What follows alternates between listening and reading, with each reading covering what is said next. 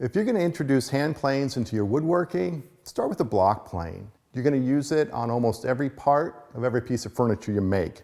Everything from just knocking off edges to cutting wide bevels and chamfers to planing end grain, from tabletops to fleshing up dovetails. But before we can start making shavings, it's critical to get tuned up and sharp. The good news, it's not that tough to do. With a new good quality tool, really all you have to do is get it sharp, adjust the throat, and you're good to go. On an older plane, you're also going to want to flatten the bottom, so that's where I want to start. If you don't have a flat sole, you won't take a consistent cut, and that's a real key to performance. I flatten just on a piece of coarse sandpaper attached to a piece of glass, but here's the key. You want to flatten with the blade clamped in place. This tensions the body, so as we flatten, it'll stay flat during use. If we flattened without the blade in place and snapped it back in, we could torque everything out of flat and waste a lot of effort.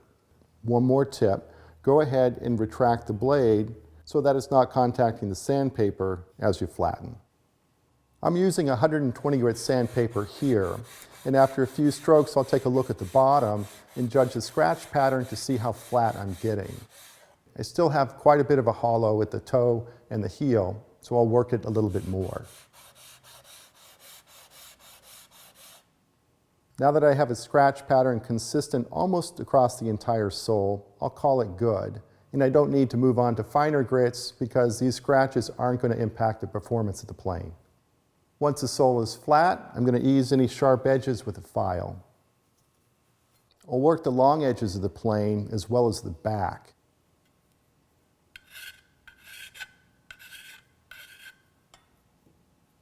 And then I'll set my blade to approximate cutting depth and adjust the throat to about 1/32 of an inch. Often this leaves little devil horns at the front of the plane that can dig in while you're planing. I don't like these, so I go ahead and file those off at this point too.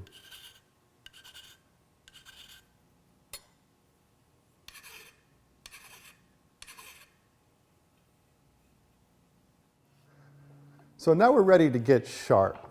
If you have a new plane, you're only about 5 minutes away from taking shavings. On an older plane, you might have to spend some time rehabbing the blade, but a better solution is to go ahead and spring for an aftermarket blade. This one from Ron Hawk is A2 steel, nice and tough. It's already flat on the back. All we need to do is polish it, hone the bevel, and we're good to go.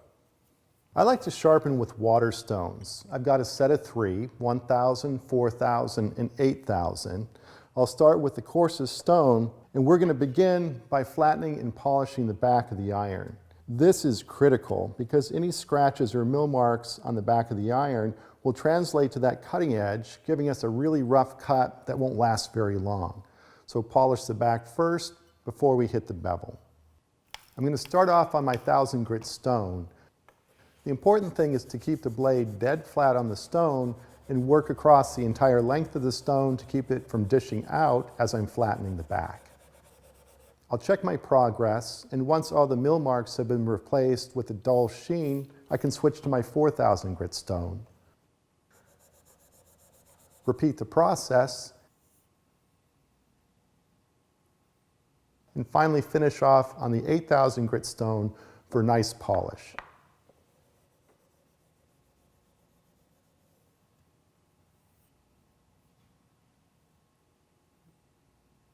So now we can turn our attention to the bevel. We're going to polish that exactly the same way we did the back. Now, most plane irons come ground at 25 degrees from the factory. I could polish at that angle, but I'm having to remove a whole lot of steel in order to get sharp. So instead, I'm going to kick it up 5 degrees, sharpen at 30 degrees. This way, I'm only honing just a leading strip, which is going to make things go really quick.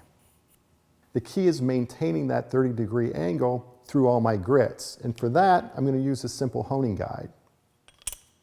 To dial in the right angle, I need a projection of about 30 millimeters to give me a 30-degree angle. Instead of measuring that distance every time, I made a simple little block with a stop. So I put the blade on, slide it up against the stop. I can go ahead and tighten it down. I'll start honing the bevel on my 1000 grit stone. And I'm going to start by taking a couple strokes just on the back stroke before going back and forth. I'll continue until I have just a thin line of polish along the front edge, and I can feel a burr along the back edge.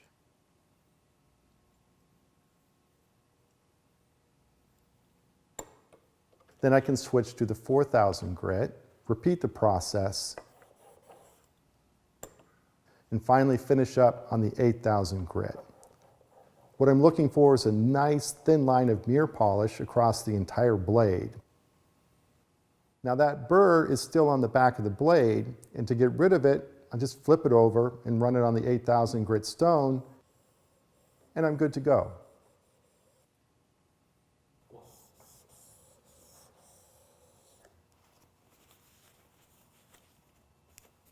A few minutes is all it took to get this nice and sharp. The last step is to get it back into the plane.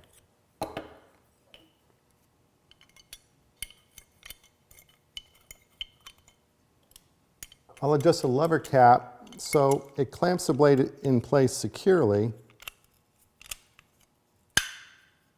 but still allows me to make some adjustments without too much effort. The first step is to retract the blade all the way into the body, so I can't feel it at all. I've got one finger on either side of the throat to detect the blade. I'll go ahead and extend the blade out now, and I'll wait to feel the blade come out. Typically, one corner will come out before the other, so I'll make any lateral adjustments at this time, and then I'll extend the blade until I can just feel it across the entire edge, and I know I'm ready to take a nice light cut. I'll go ahead and make some adjustments once I get out of board.